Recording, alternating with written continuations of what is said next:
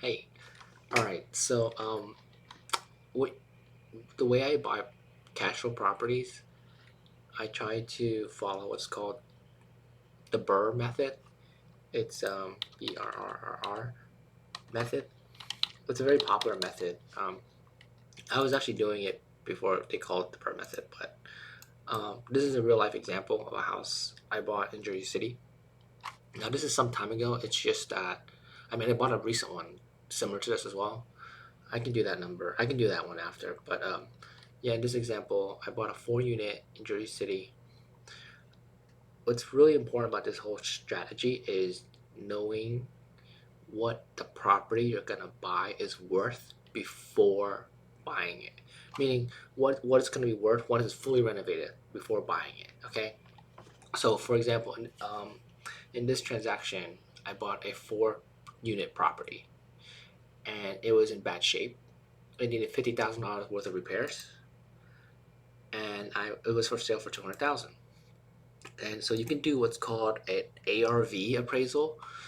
An ARV appraisal is an appraisal where you figure out what it's worth when it's renovated. So and as its shape, it's worth whatever it's worth, whatever at times whatever they're asking for. But the ARV appraisal is an appraisal of what the property is worth once it's like fully renovated. And at that time, the property fully renovated was worth 400,000, and the asking price on the property is 200. And the repairs that it needed was 50 grand. I had to pay a flipper to get the deal and all that stuff. That's why the closing cost came out to be 20,000. And to me, I thought it was a great deal because I know that once I buy it, I'll be in it for 270, and once it's fully fixed up, the property's gonna appraise for 400. So I knew all this before I bought it, and so I was like, this follows the method of what's called the BRRRR method, like exactly. There's many ways to do the BRRRR method. The way I like to do it is I like to do the purchase, repairs, closing costs, like the total cost, to not be more than 75% of the ARV or the after repair value. So if the house, if the property is worth like $1 million, for example, I would take $1 million times it by 0.75, and it would come out to like 750,000. So what that means is if I'm gonna buy $1 million property, my goal is to buy it for 750 all in. Okay, so purchase, repairs, closing costs, all in comes out to be maximum 750. The reason why is because I know that if I bought this property in cash, for example, after I renovate it and I rent it out or do whatever I gotta do with it, I can go to the bank and do a refinance. And the bank will typically do a refinance of up to 75% of what it's worth, fully renovated.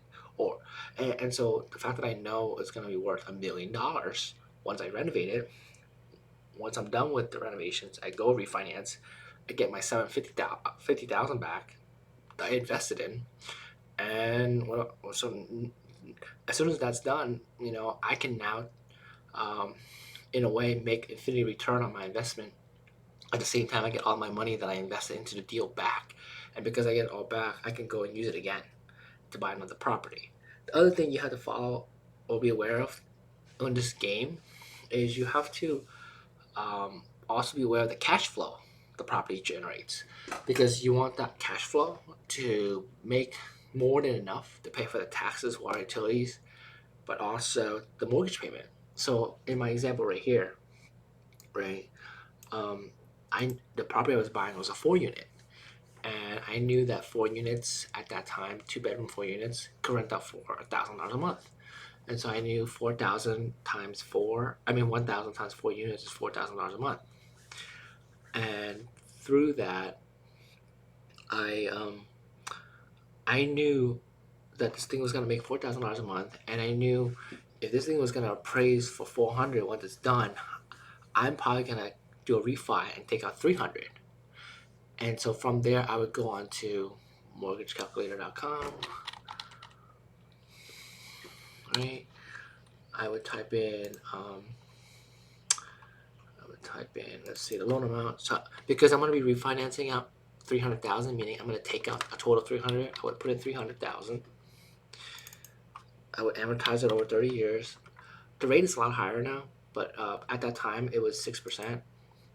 And so what that means is, in this example right here, if you go down, oh, you look right here, that means that my mortgage payment for this property would be 1798.65. Taxes for this area was like $500 a month, $600 a month. Let's say $600 a month. Water, for the because it's not split up or it's not metered, I'm gonna pay $50 per unit for water. So that's 4 units. So that's 800. That's 200. So 1,800 plus 200 for water, plus $600 a month, plus insurance. So it's another $200. So my hard costs for this property would be 1,800 for the mortgage plus 200 for water.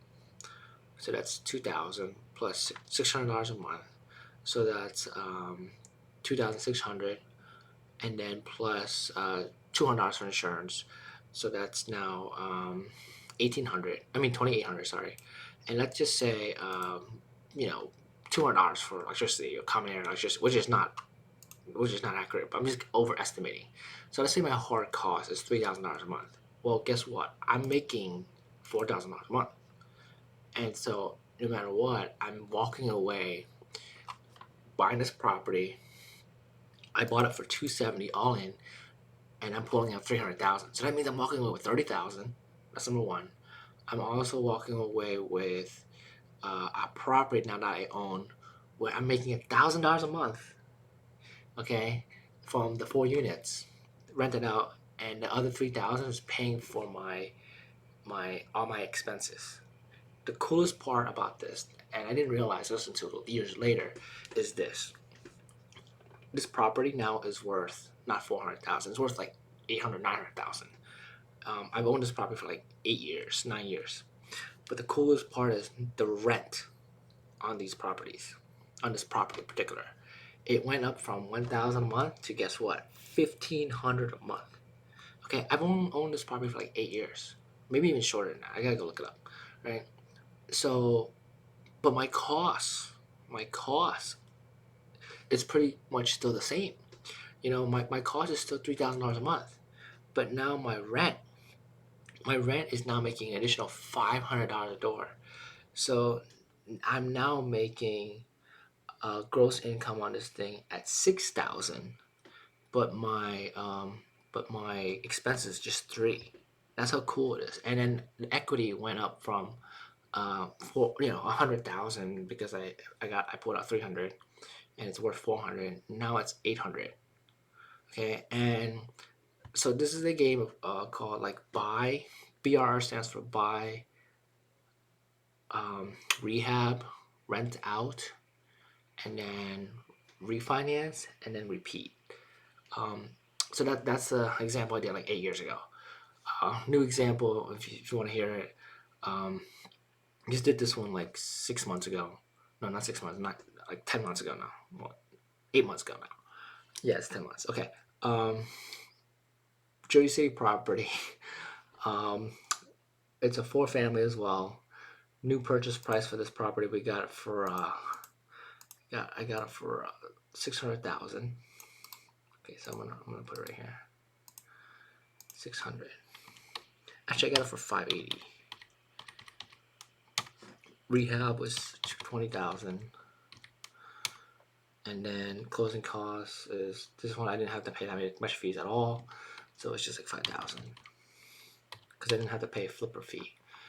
And this is a 4-unit. Okay, the rent on this thing, I bought it when I got it. It was 4,000. Sorry, I bought it. I was fortunate enough to buy it with cash, and because of that, I didn't have to make like payments or all of that, and it was fully rented. Oh no, it was three units rented, and one was vacant. And then I renovated the vacant unit, and I ended up renting it out for 1,500. So the day I bought it, it was only making like 3,000 a month. Yeah, 3,000. And then like within the first 6 months of owning it, I stabilized it, put in the renovations, rented out the first that unit that was vacant, rented out for 1,500. The second unit, we raised the rent on them. We also raised it to 1,500. So now, two of the four units are renting out for 1,500, and then the other two, we did increases on them as well 3 months ago. So it took like 9 months, 10 months because we were lazy, but they're now the total income for this property is now 6,000. Okay, this property is also in Jersey City, but it's in a better area of Jersey City, whereas this property is in like the worst area of Jersey. um, and so to me, this property is fully worth it because if you look at this, right, when I bought this for 300,000 all in, or when I refinanced at 300,000 all in, I pretty much got the property for like what, like set like 75, 80 a door, and it was making $1,000 a month per unit. Since then, the same type of property, but this is a better area, but it's the same type of property. I'm buying this for 600,000 now, and it's in essence 150 a unit. So the cost of the unit went up like crazy, right? But again, like the first deal. Oh yeah, this is the after repair value for this guy. Sorry. As for this deal, this is the new deal. The appraisal fully rented for this thing came out to be 900,000. Okay, and so what do? I did like again. I know I figured out these values before I ever bought it, right? Because you wanna know this number so that way you can multiply it with 0.75. So equals B16 times 0.75. B17, sorry, B17. And that's what I want to be at, okay? Meaning the maximum total investment I want to do on this deal is 675, because the reason why is because I know if I spend any more than that, I'm gonna not be able to refi that out because the bank's only willing to give me back 675 on the refinance. Okay, now the next level to this is, hey, do I even want to pull out 675? Okay, and so let's go to the mortgage calculator. Let's put in 675. Calculate. It comes out to be 4,406.97. Okay, that's great because you know why? Because my property is making $6,000 a month, and because it's making $6,000, okay, I could pull out 675 if I want to. Okay, but today rates are higher, right? Today rates are like 7%. Okay, so that comes out to be 4,500. Again, I still have room in between. It's gonna be $500, $600 a month again for taxes, water, sewer, all that stuff. So like at the end of the day, if I pull out 675, because my mortgage payment is gonna be 4,500, I'm probably gonna only walk away with $500 a month. Okay, but no, so it's up to you if you want to buy this deal and just pull out all your money. Now, to me, in this example, if I pull out 675, that means I'm actually going to be taking out an additional 70,000. That's just going to go in my, bank account. That's really powerful to me because if I run to another deal, for example, I could not only am I going to pull out all the money I put in initially, but now the money that I invested with grew exponentially, and because it grew, I could now buy something bigger and bigger and bigger. And next thing you know, you're like you're working with like millions and millions of dollars. Okay, but let's say I want to be safe, and I only want to pull out 600 or 605, what I'm all in for. Okay, if you want to do that, that's fine. Let's change to 605. Okay. So in that case, when I do that, after my taxes, insurance, blah blah blah, I'm gonna be all in for 5,000. So I'm gonna be walking away with $500 a month. I mean, not 500, $1,000 a month. So it comes up. It's up to you. Like if you feel like you already have a lot of working capital, um, then don't pull out more than you invest. But if you are trying to build up working capital, the best place to do it is through these refis um, because I use private lenders. I use hard money lenders to borrow money from to buy and take down properties. But when I borrow money from them, I'm paying like 8-10% a year, you know? And hard money lenders, if you're gonna borrow money from them, you're gonna be paying like 10, 12, even 13% a year. So it's very expensive money compared to this, 7% money. What's really awesome about this also is that like this subject property I bought, right? It's yeah, the numbers make sense, but here's the coolest part. When rates drop, for example, let's say rates drop one day, like 6 months, or not 6 months, like a year, 2 years from now, and it drops to 5. Okay, once it drops to 5, guess what happens? I'm gonna refinance. Okay, and then when I refinance, it's gonna go down to 3,245. Okay, or 3,447. And you know what? I can refinance 75, 675, like how um the value was before. And if I do, I'm gonna take out 70,000. But here's the coolest part: the payment's still really low, and I'm still walking away with after all expenses like $1,500. And that's what that's why this game is really really powerful if you learn how to use it correctly. It has a lot to do with understanding what the property's worth once it's renovated, um, multiplying that by 0.75 to be your all-in number, and then buying the property with repairs, closing costs, and everything, so that it's less than this all-in number that you're allowed to buy at. Other than that, I hope I explained it well. But yeah, other than that, just message me or email me or what just reach out to me if you have any questions.